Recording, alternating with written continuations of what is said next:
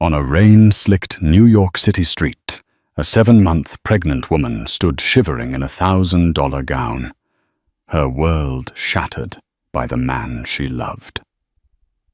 Isabella Davenport had just been thrown out of a Rolls-Royce by her millionaire husband, Julian, his parting words echoing the screech of the tires. "You're an embarrassment. Find your own way home." As the taillights vanished into the stormy night, Isabella was left alone, vulnerable and terrified. But Julian made a fatal miscalculation. He saw a discarded wife, a problem he could leave on the curb. What he didn't see, what he couldn't possibly know, was that the silent man in the driver's cap, the man who had just witnessed his monstrous act, held an unimaginable secret. He wasn't just a driver, he was her billionaire godfather, and he was about to unleash a storm of his own. The air in the back of the 2025 Rolls-Royce Phantom was as cold as Julian Davenport's heart. It was supposed to be a sanctuary of bespoke leather and polished burr walnut, a silent cocoon whisking them through the glittering canyons of Manhattan. But for Isabella, 7 months into a difficult pregnancy, it felt like a prison cell on wheels.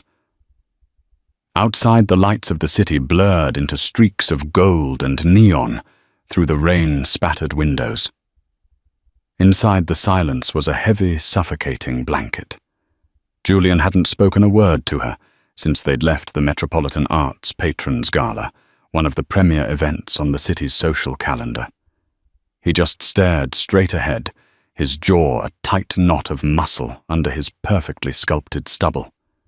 His anger was a palpable force radiating from his custom-tailored Tom Ford tuxedo. Isabella rested a protective hand on the swell of her belly, where their son was kicking restlessly, as if sensing his mother's distress. "Julian, please," she whispered, her voice barely audible over the soft hum of the engine.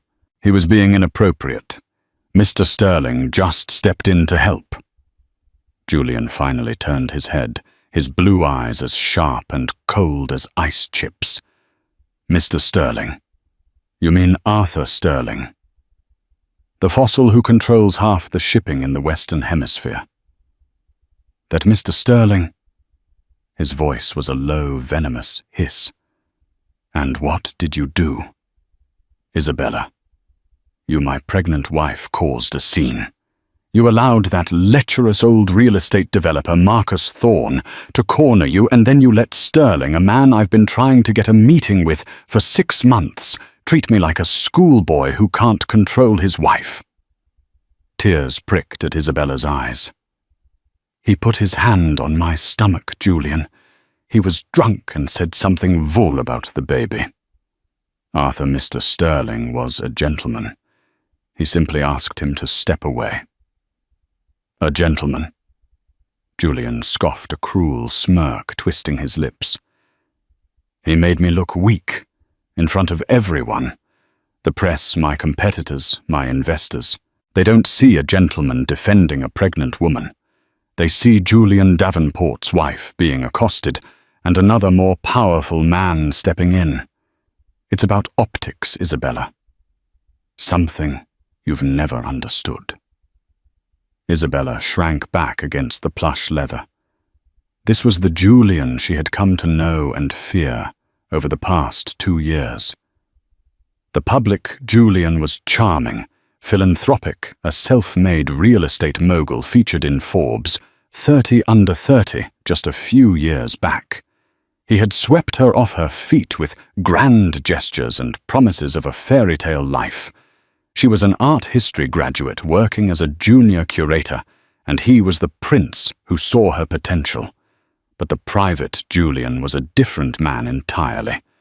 He was a creature of intense insecurity, obsessed with status and public perception. Her family, with their modest academic backgrounds, was a source of quiet shame for him. Her simple tastes were an irritation. Her pregnancy, which should have been a joy, had become another variable for him to manage. He dictated her diet, her social appearances, even the designer of her maternity gowns, all to project the perfect image of a powerful, thriving couple. "I didn't mean to cause a scene," she pleaded softly. "I was just scared." "Scared?" He laughed, a short, ugly sound. "You're married to me. You have nothing to be scared of except for embarrassing me. That's your only job right now, Bella. Look beautiful, be quiet, and don't embarrass me." And you failed. Spectacularly. She flinched at the nickname Bella, which once sounded like an endearment, and now felt like a leash. Through the partition, she could just see the back of the driver's head. Mr. Peterson. He was a new driver hired a few months ago through a high-end private security firm. An older man, always impeccably dressed with a quiet dignity and kind eyes that she'd noticed in the rearview mirror. He was so unobtrusive he was practically invisible. But tonight, Isabella felt a hot flush of shame, knowing he could hear every venomous word Julian spat at her. "I'm sorry." She whispered the words, tasting like ash in her mouth. "Sorry doesn't fix the fact that I'll be fielding calls for a week about this," Julian snapped, pulling out his phone. He began scrolling his thumb, moving with angry precision. "I spend millions crafting an image of power and control, and you undo it in 5 minutes because you can't handle a drunk old man." Isabella turned to look out the window, a single tear tracing a path down her cheek. The rain was coming down harder now, lashing against the glass. They were crossing the Queensborough Bridge, the city lights a distant, indifferent galaxy. She felt as isolated as if she were floating in space. The man beside her was a stranger, the gilded cage he had built for her, now revealing its sharp, cruel bars. And in her womb, her son kicked again, a tiny, insistent reminder of who she needed to be strong for. She didn't know how much more she could take. The drive back to their sterile, multi-million-dollar penthouse on the Upper East Side was excruciating. Julian continued to mutter under his breath, scrolling through social media, reading out tweets and mentions of the incident with a kind of masochistic fury. Julian Davenport's pregnant wife in altercation at Met Gala. Altercation.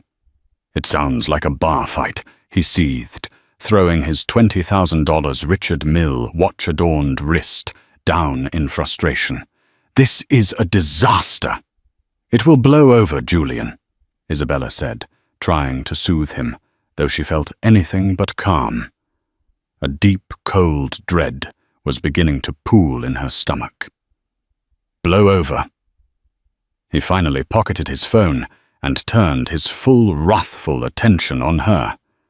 "You don't get it. Perception is reality. Today's forgotten tweet is tomorrow's failed business deal. My entire empire is built on the perception of unflappable success, of having the best of everything. The perfect business, the perfect home, the perfect wife." He gestured at her, his hand dismissing her entire being. "And you are proving to be imperfect."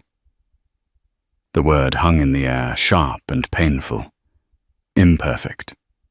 Her, the woman carrying his child, the woman who had given up her career, her friends, her entire life, to fit into his. "I'm a person, Julian, not an accessory for your portfolio," she said, a spark of defiance flaring through her fear. His eyes narrowed dangerously. "You're what I made you. When I met you, you were cataloguing dusty paintings in a museum basement. I put you in Chanel. I put you in this car. I put this baby in you. Don't you ever forget that you exist in this world, because I allow it." The cruelty of the statement stole her breath. It was the most honest thing he had ever said to her. In that moment, the facade of their marriage didn't just crack. It disintegrated into dust. She saw him for what he was, a petty tyrant, a terrified boy playing king in a castle of glass. The car slowed, turning onto a dark residential street a few blocks from their apartment building. The rain was relentless now, a torrential downpour that made the world outside a liquid nightmare. "I want to go home," Isabella said, her voice trembling. "No," Julian said, his voice flat and devoid of any emotion. "You've been a liability tonight.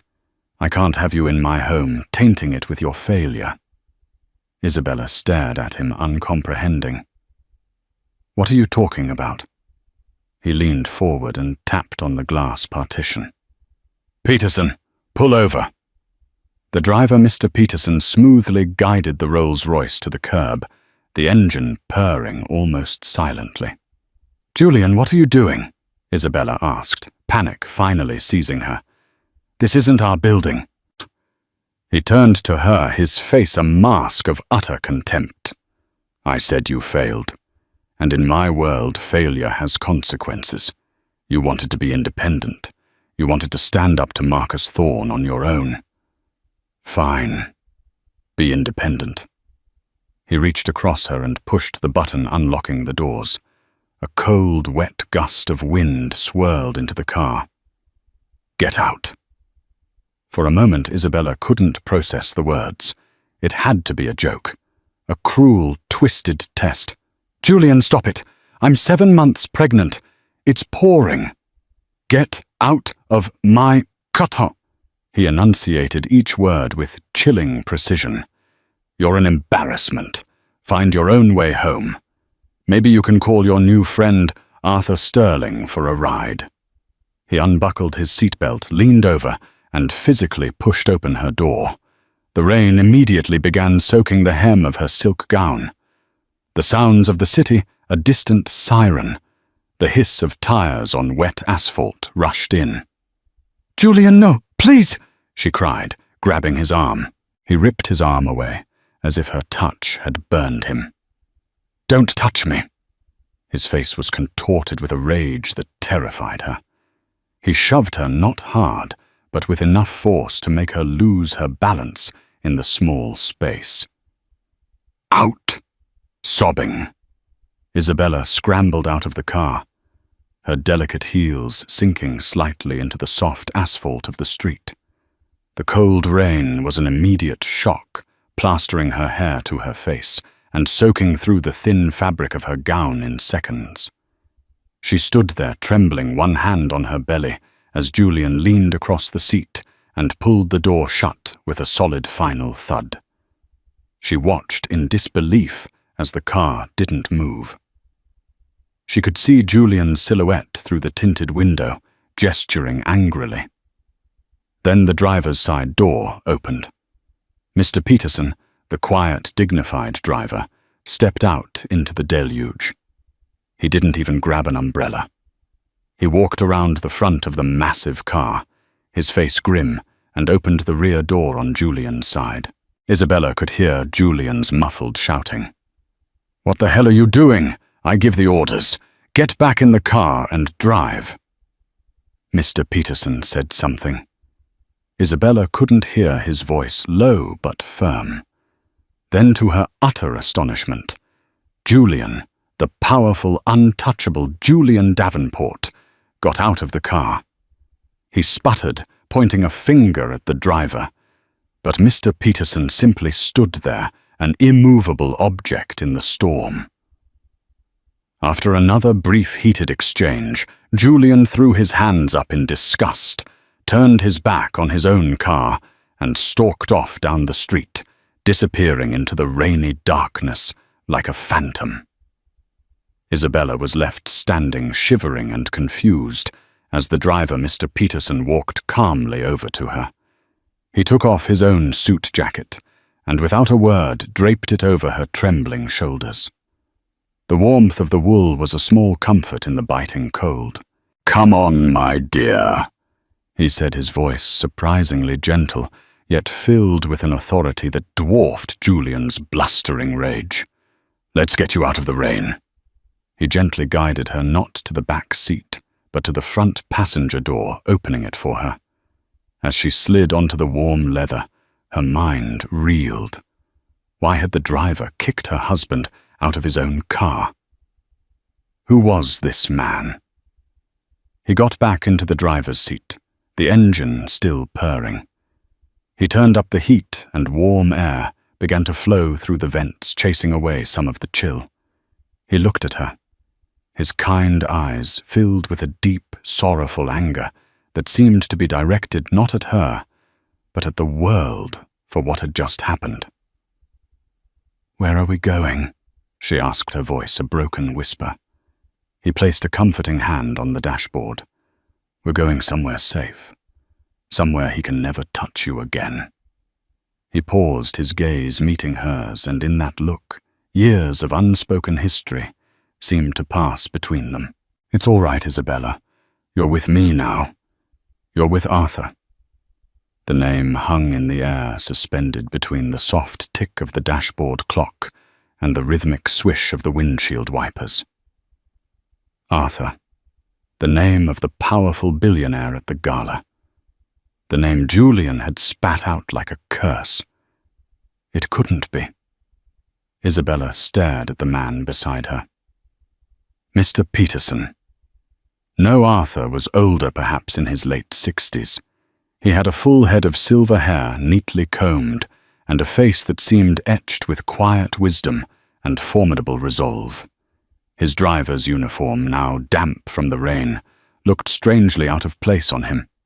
She had seen him dozens of times, exchanged pleasantries, offered him coffee.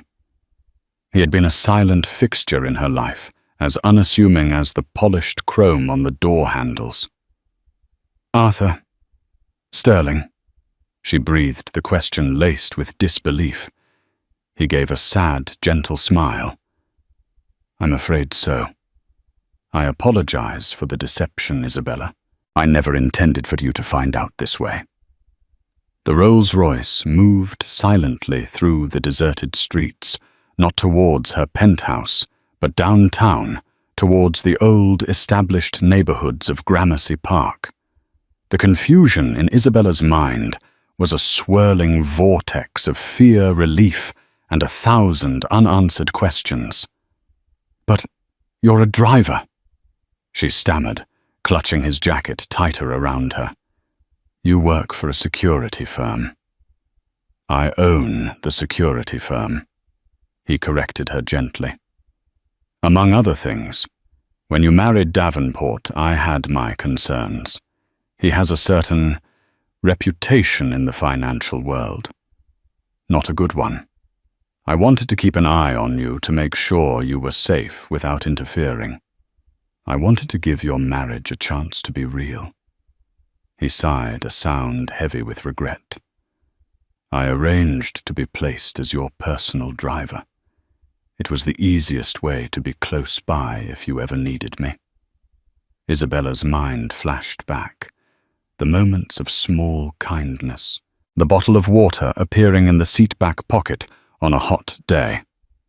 The way he always seemed to be there, waiting a few moments before she even called for the car.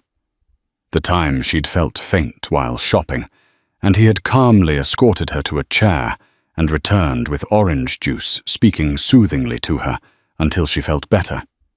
She had thought he was just an exceptionally good employee. "But why?" she asked, tears welling in her eyes again. But this time they were tears of confusion, not despair. "Why would you do all that? For me?" Arthur pulled the car to a stop in front of a stately ivy-covered brownstone on a quiet, tree-lined square. He turned off the engine, and the ensuing silence was profound. He turned to face her, his expression one of infinite tenderness. "Your father, Marco Rossi." He began, his voice thick with emotion. "He wasn't just my first business partner, Isabella. He was my best friend. More than a friend.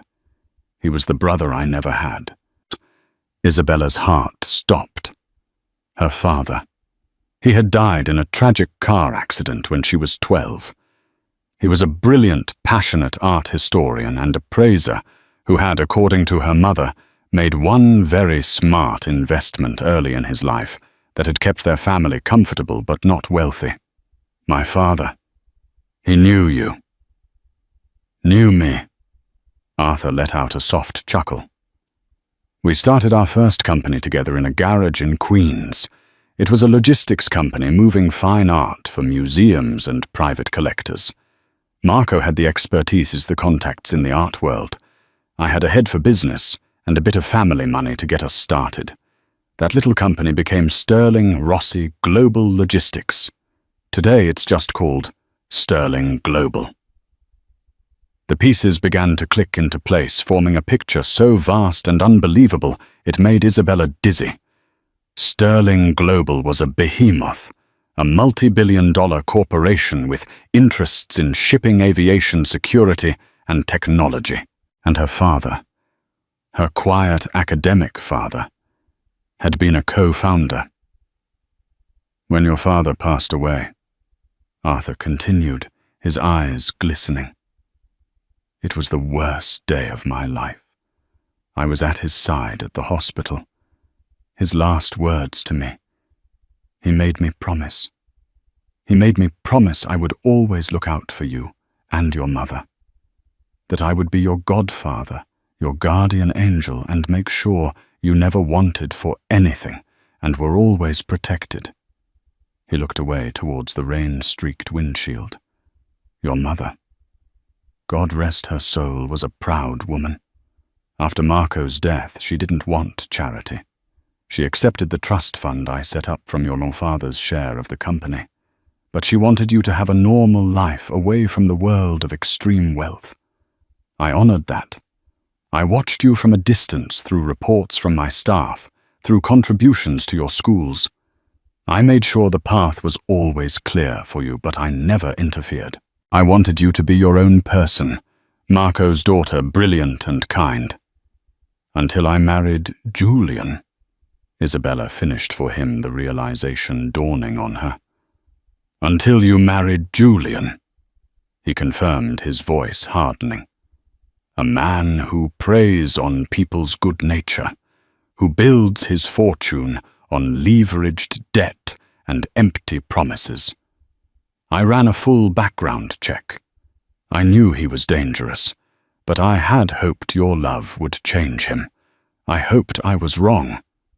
Tonight, he said, his hand clenching into a fist on the steering wheel. Tonight he proved I wasn't, throwing you, his pregnant wife, the mother of his child, out into the street. That is an unforgivable sin. He took a deep breath, composing himself. This is one of my properties. It's completely secure. My personal staff is inside waiting. There's a doctor on call. You are safe here, Isabella. He got out of the car and came around to open her door, this time holding a large black umbrella to shield her. As she stepped onto the sidewalk, she looked up at the magnificent old house, its windows glowing with a warm, welcoming light. It looked like a sanctuary. For the first time in 2 years, she didn't feel like an accessory or an asset. She didn't feel like a possession. As Arthur Sterling, her silent guardian, her father's best friend, her billionaire godfather, gently led her up the steps out of the storm and into the warmth. Isabella Rossi felt something she hadn't felt in a very long time. She felt safe. The inside of the brownstone was the antithesis of the cold, modern penthouse she shared with Julian. It was filled with rich mahogany, worn leather armchairs, shelves overflowing with books and walls adorned with breathtaking art. Not the trendy investment-grade contemporary art Julian favored, but masterpieces, a small, intimate Degas sculpture of a dancer, a vibrant Monet landscape, a charcoal sketch by Sargent that was so alive it seemed to breathe. It was a home, not a showroom. It felt like her father, a kind, matronly woman in a simple black dress, whom Arthur introduced as Mrs. Gable. The housekeeper immediately met them at the door. She took Isabella's wet jacket and wrapped her in a warm cashmere blanket, clucking with concern as she guided her to a plush sofa in front of a roaring fireplace. "I've taken the liberty of calling Dr. Evans," Arthur said, his tone all business now. "She's one of the best obstetricians in the city. She'll be here in 20 minutes just to make sure you and the baby are all right after the chill." Isabella could only nod, overwhelmed. A hot cup of chamomile tea was placed in her trembling hands. The warmth seeped into her bones, a stark contrast to the icy dread that had filled her just an hour ago. Once Dr. Evans had come and gone, confirming that both mother and baby were perfectly healthy, despite the scare Isabella and Arthur sat opposite each other in the quiet, book-lined library. The storm still raged outside, but in here, with the fire crackling and the scent of old paper and wood polish in the air, it felt a world away. "My father's share of the company," Isabella began, her voice hesitant. "My mother told me he left us a trust. It was enough for our house, for my education. It was comfortable." Arthur leaned forward, his expression serious. "Isabella, your mother was a wonderful woman, but she had a very different view of money than your father or I did. The trust she allowed you to access was merely the interest and dividends from a small fraction of the main portfolio. She was terrified that great wealth would corrupt you, that it would rob you of your ambition and character. She wanted you to find your own way." He rose and walked to a magnificent antique desk. He unlocked a drawer and pulled out a thick, leather-bound portfolio, placing it on the coffee table in front of her. "Your father's original stake in the company was 40%. I own 60. We were partners. Over the years, through stock splits, acquisitions, and reinvestments, that 40% has grown. After your mother passed, full control of the Marco Rossi family trust reverted to me as per your parents' will, to be managed on your behalf until your 30th birthday, or at my discretion should circumstances require it." He opened the portfolio. Inside were pages of financial statements, stock certificates, and asset summaries. Isabella's eyes scanned the numbers, but her brain couldn't comprehend them. There were too many commas, too many zeros. "I don't understand," she whispered, looking up at him. "Let me be clear," Arthur said, his voice steady and kind. "Julian Davenport is a millionaire. He likes to throw that word around. By most estimates, his net worth, which is mostly leveraged debt against his properties, is around $90 million. On a good day." He tapped the final page of the summary in the portfolio. "Isabella, this trust, your trust, is currently valued at just over $4.7 billion. The air left Isabella's lungs in a rush. She felt lightheaded. Billion, with a B. It was a number so vast, so astronomical, that it seemed like a fantasy. All this time she had been living as Julian's dependent, walking on eggshells, terrified of his moods and his financial power over her, when all along she possessed a fortune that dwarfed his into insignificance.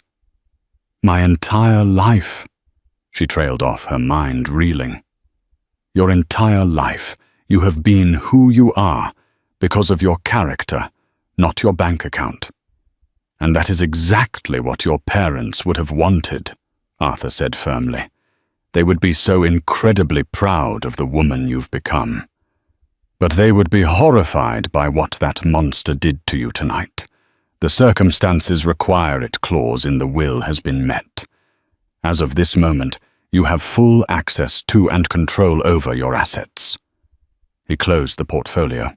"You are not a victim, Isabella. You are not a damsel in distress. You are one of the wealthiest women in this country. And you are my goddaughter. Julian Davenport didn't just kick his pregnant wife out of a car. He kicked the daughter of Marco Rossi out of a car and he did it right in front of me. A cold, hard fury began to replace the shock in Isabella's heart. The humiliation, the fear, the years of subtle emotional abuse, it all coalesced into a single point of white-hot anger. Julian hadn't just insulted her. He had insulted the memory of her parents. He had preyed on what he perceived as her weakness and her lower status. "What do we do?" she asked, her voice no longer trembling. It was steady and hard as steel. Arthur's lips curved into a thin, grim smile. He looked less like a kindly old man, and more like the corporate titan he was, a shark who smelled blood in the water. "First we rest," he said. "Tomorrow I am making a call to Eleanor Croft. She is the most feared divorce attorney in the state of New York. She eats men like Julian for breakfast. Second, my forensic accounting team is going to start digging into Davenport properties. A man that arrogant and leveraged always has skeletons in his financial closets. We're going to find them." He leaned back in his chair, the firelight glinting in his eyes. "He wanted to ruin your evening, Isabella. We are going to ruin his entire life." Julian Davenport woke the next morning with a blinding headache and a sour taste in his mouth. He was in the guest room of his latest conquest, Tiffany Monroe, a vapid Instagram model whose primary ambition was to marry into wealth. The memories of the previous night were hazy. At first, then came rushing back with sickening clarity. The gala Sterling's interference, the fight with Isabella throwing her out of the car. A flicker of unease went through him. Maybe he had gone too far. A pregnant woman on the street in the rain. The optics, he had to admit, were terrible if it ever got out. But then his arrogance reasserted itself. She would have called an Uber. She would have gone home crying. She'd be waiting for him right now, desperate to apologize, ready to do anything to get back in his good graces. She had nowhere else to go. He checked his phone. No missed calls from Isabella. No frantic texts. Strange. He sent a curt message. "I trust you've had time to reflect on your behavior. I'll be home this evening. We will discuss the terms of your apology then." He spent the day in a series of self-important meetings, the incident slowly fading from his mind. He was Julian Davenport. He moved on. Problems fixed themselves around him. He arrived back at the penthouse just after 7 p.m., striding into the marble foyer, expecting to find a contrite Isabella. Instead, the apartment was dark and silent. A thick, ominous envelope, with the insignia of a prestigious law firm, sat on the center of the glass dining table. His blood ran cold. He tore it open. Legal jargon swam before his eyes, but the words "petition for dissolution of marriage," "irreconcilable differences," and "exclusive use and occupancy of the marital residence" stood out in stark, terrifying relief. She was suing him for divorce, and demanding he be barred from his own home. He laughed out loud. The audacity. Her a penniless curator trying to take him on. She couldn't afford a real lawyer for more than an hour. This was a bluff, a pathetic, desperate cry for attention. He crumpled the letter and threw it in the trash. The next morning, his phone started ringing. It was his chief financial officer. "Julian, we have a problem." The CFO, a nervous man named David, said without preamble. "First National just called in our note on the Hudson Yards project. They're demanding full payment within 30 days. "What?" "They can't do that. We have a rock-solid payment schedule," Julian barked. "They're citing a material change in risk clause. It's boilerplate, no one ever uses it." "Julian, who did you piss off?" The call came from the very top. The bank's chairman himself. Before Julian could answer, another call came through. It was his primary investment broker. Julian sell orders are flooding the market for Davenport Properties stock. It's down 15% in pre-market trading. Someone is shorting us into oblivion. It's a coordinated professional attack. I've never seen anything like it. Julian felt a wave of nausea. This was no coincidence. He stumbled over to his office window, looking down at the city below. Who had this kind of power? Who could cripple him with a few phone calls? And then the memory of the gala hit him like a freight train. Arthur Sterling, the man whose dinner invitation he had coveted for months, the man who had looked at him with such cold disappointment, the man Isabella had defended. He scrambled for his phone, his hands shaking, and called Isabella's number. It went straight to voicemail. He tried again. Voicemail. Meanwhile, in a sun-drenched suite at the Carlisle Hotel, Isabella was meeting with Eleanor Croft. Eleanor was a woman in her 50s, with sharp, intelligent eyes and a no-nonsense demeanor that radiated competence. Arthur sat quietly in a nearby chair, observing. Mr. Davenport's finances are, to put it mildly, a house of cards, Eleanor said, gesturing to a stack of files her team had already compiled. He presents as a titan, but he's leveraged to the hilt. Every building, every asset is mortgaged multiple times over. His stock is propped up by friendly analysts and aggressive punk. It's a classic bubble, and Mr. Sterling's associates, she said with a nod to Arthur, are currently providing the pin. Isabella felt a strange sense of detachment. This empire that had once intimidated her now seemed fragile and pathetic. "What do you want, Isabella?" Eleanor asked, her tone softening. "In a normal case, I'd say we go for half of the marital assets. But this isn't a normal case. Given his egregious conduct and your newfound financial independence, we can dictate the terms." Isabella looked at Arthur, who gave her an encouraging nod. She thought of the fear she had felt standing in the rain. She thought of the cold, dismissive look in Julian's eyes. She thought of her son growing inside her, a child she would never allow to be influenced by such a man. "I don't want his money," Isabella said, her voice clear and strong. "I have my own. I want him to have no claim to my child. No custody, no visitation. I want him to be completely and utterly out of our lives. And I want him to understand what he did." Eleanor Croft smiled. It was a terrifying sight. "I believe we can arrange that. We'll offer him a deal. He walks away, signs away all parental rights, and we let him keep whatever scraps he can salvage from his collapsing company. If he refuses, we release the security footage." "What security footage?" Isabella asked. Arthur spoke up for the first time. "The Rolls-Royce is equipped with a comprehensive security system, interior and exterior cameras, high-fidelity audio. I have a crystal-clear recording of the entire evening. From his first insult at the gala to the moment he shoved you out of the car, and I ordered him onto the street." He looked at Isabella, his eyes full of grim purpose. "The court of public opinion can be far more brutal than any judge, my dear. If he fights us, we won't just defeat him. We will erase him." The storm was no longer gathering. It had arrived. For Julian Davenport, the following 2 weeks were a masterclass in slow-motion demolition. Every pillar supporting his fragile empire was kicked out from under him methodically and mercilessly.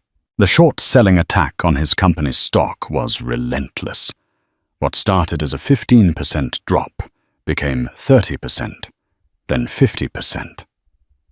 Margin calls he couldn't meet forced him to liquidate his personal holdings at a catastrophic loss. Whispers started circulating on Wall Street that Julian Davenport was a fraud, that his valuations were smoke and mirrors. The friendly analysts who had once sung his praises now issued panicked sell ratings to save their own credibility. His social life evaporated overnight. Invitations to gallery openings and charity dinners stopped arriving.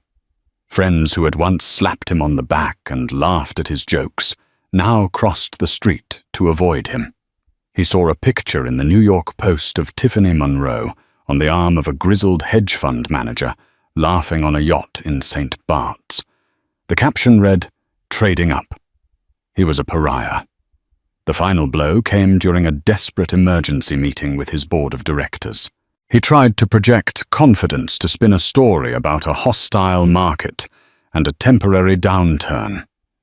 But they all knew. They had seen the writing on the wall. In the middle of his presentation, his personal assistant entered the room. Her face pale, and handed him a tablet. On the screen was a short 30-second video clip. It was grainy shot from the corner of a car's interior, but the subjects were unmistakable. It was him and Isabella. The audio was horrifyingly clear. "Get out of my car." His own voice, cold and cruel, filled the silent boardroom. He watched himself shove his pregnant wife out into the pouring rain. The clip ended.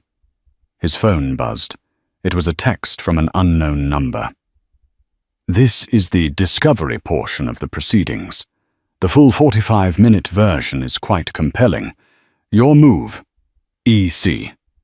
He looked up at the faces of his board members. They were staring at him not with sympathy, but with pure, unadulterated disgust.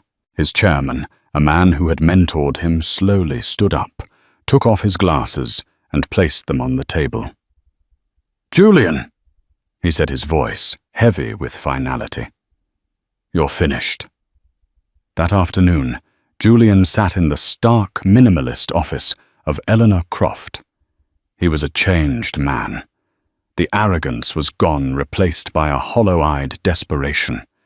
His bespoke suit seemed to hang off his frame. Eleanor slid a single document across the polished table. "The terms are simple, Mr. Davenport.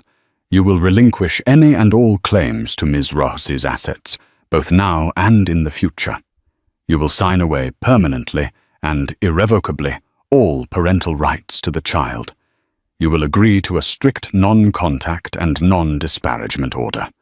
In exchange, the video and the full findings of our forensic accounting team regarding your creative business practices will not be made public. You'll be left with whatever you can scrape together from the ashes." Julian stared at the paper, his hands trembling. He had lost everything. His company, his fortune, his reputation, all because of one single monstrous act of cruelty. All because he had underestimated the quiet woman he married and the silent man who drove his car. "Who is he?" Julian whispered, his voice hoarse. "The driver." "Who is he?" Eleanor Croft allowed herself a small, cold smile. "He is a man who keeps his promises."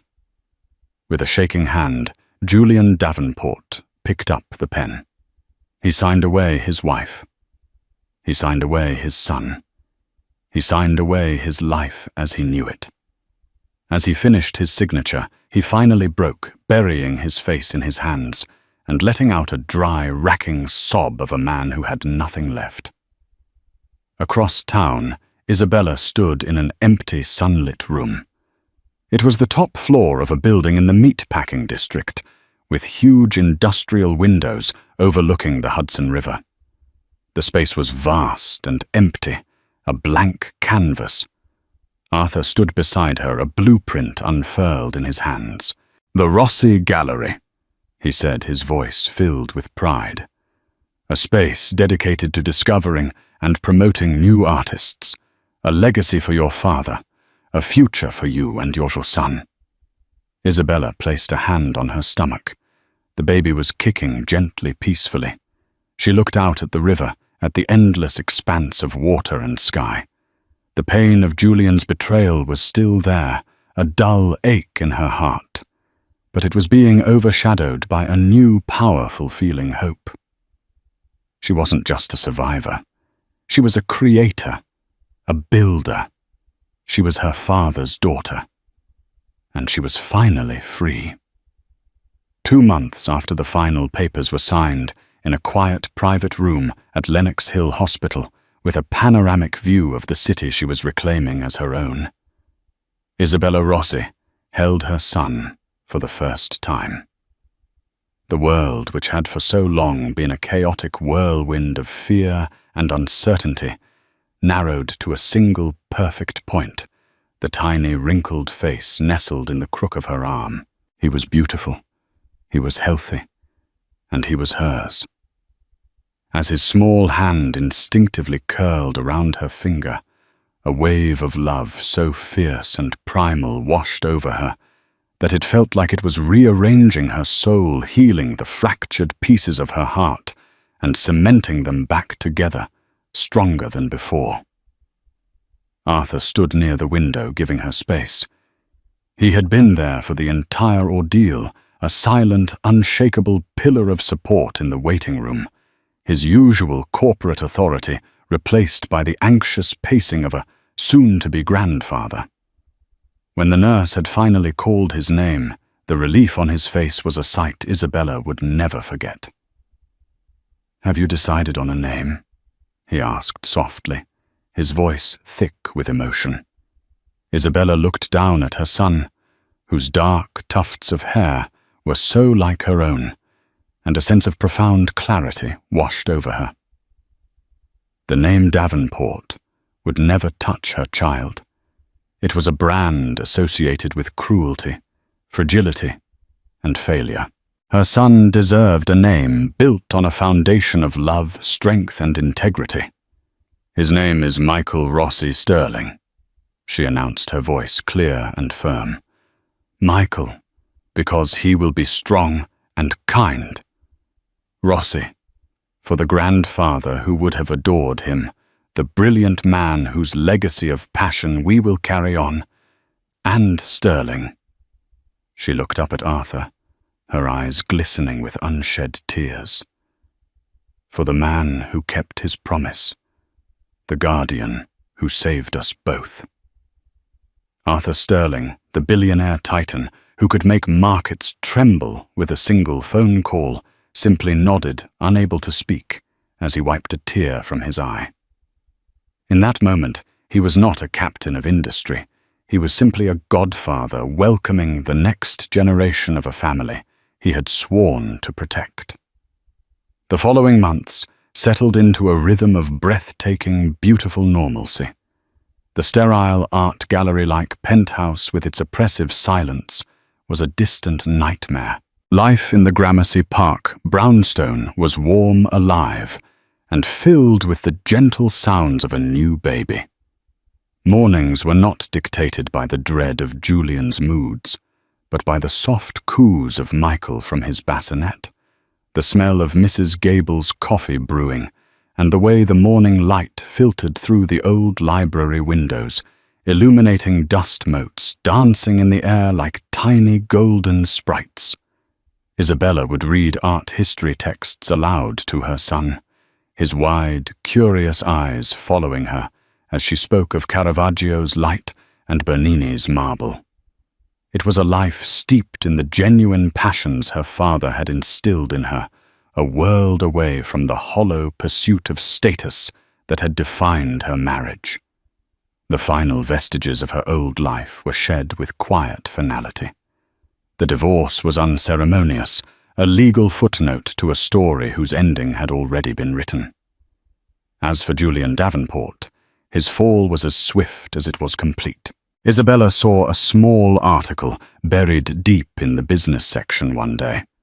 Davenport Properties had been fully dissolved, its assets auctioned off to satisfy a mountain of debt. The article mentioned that Mr. Davenport had relocated to pursue private interests in the Midwest. Isabella felt not a flicker of triumph, only a profound sense of pity for a man so hollow that once his wealth and image were stripped away, there was simply nothing left. He had become a ghost, an anecdote completely irrelevant to the vibrant, thriving world she was now building. That world had its grand opening on a crisp autumn evening. The Rossi Gallery was a triumph. Located in a beautifully renovated warehouse in the meatpacking district, it was all exposed, brick-polished concrete floors and soaring ceilings, the perfect canvas for the bold, electrifying art she had curated. The opening night was not the cold, social climbing affair Julian would have orchestrated. It was a celebration. The air buzzed with genuine excitement, filled not with billionaires competing for attention, but with a diverse crowd of passionate people, seasoned collectors, wide-eyed art students from NYU, critics from major publications, and the young, nervous artists themselves, who Isabella greeted with hugs and words of encouragement. Isabella moved through the space with an effortless grace and confidence that turned heads. Dressed in a simple, elegant emerald green dress, she was no longer an accessory on a powerful man's arm. She was the central force in the room. She spoke with authority about a young painter's innovative use of impasto, debated the influences of German expressionism with a veteran critic, and gently guided a new collector toward a sculpture that spoke to them. This was her element. She wasn't just selling art. She was sharing its story, connecting artists with audiences, and building a community. In a quieter corner of the gallery, Arthur stood with Michael sleeping soundly in a baby carrier, strapped to his chest. He was the picture of contentment, fielding compliments intended for Isabella, and redirecting them with a proud, grandfatherly smile. "It's all Isabella," he would say. "She has her father's eye. Absolutely brilliant." Later, after the last guest had departed and the staff had gone home, Isabella stood with Arthur in the immense, silent gallery. The artworks on the walls seemed to hum with latent energy in the quiet. Baby Michael was now asleep in his stroller. "Your father," Arthur began, his voice echoing slightly in the vast space. "He would have stood right there." He pointed to a large, abstract canvas exploding with color, and he would have talked for an hour about the artist's courage. He never believed art was for decorating walls. He believed it was for starting conversations, for challenging the soul. Isabella walked over to the painting and gently touched the edge of the frame. "He used to tell me that every painting is a window into another person's world. Tonight I feel like I opened 100 windows." She turned back to Arthur, her heart overflowing with a gratitude so immense it was difficult to put into words. "None of this would be possible without you. You gave me back my life, Arthur." He shook his head, a warm smile on his face. "No, Isabella. I just opened a door. You had the courage to walk through it and build all of this yourself. I just kept a promise." He looked around the magnificent space at her name, Isabella Rossi, in elegant letters on the wall. "You've built something that will last. A legacy. The storm is over, my dear." Isabella looked at her son sleeping peacefully amidst the beauty she had created, and then at the kind, steady man who had been her guardian angel. The storm was indeed over. It had been a hurricane that had leveled her old life, but in its wake the ground was more fertile than ever before. And here in this new world she had built from love, passion, and resilience, she was finally planting her own garden.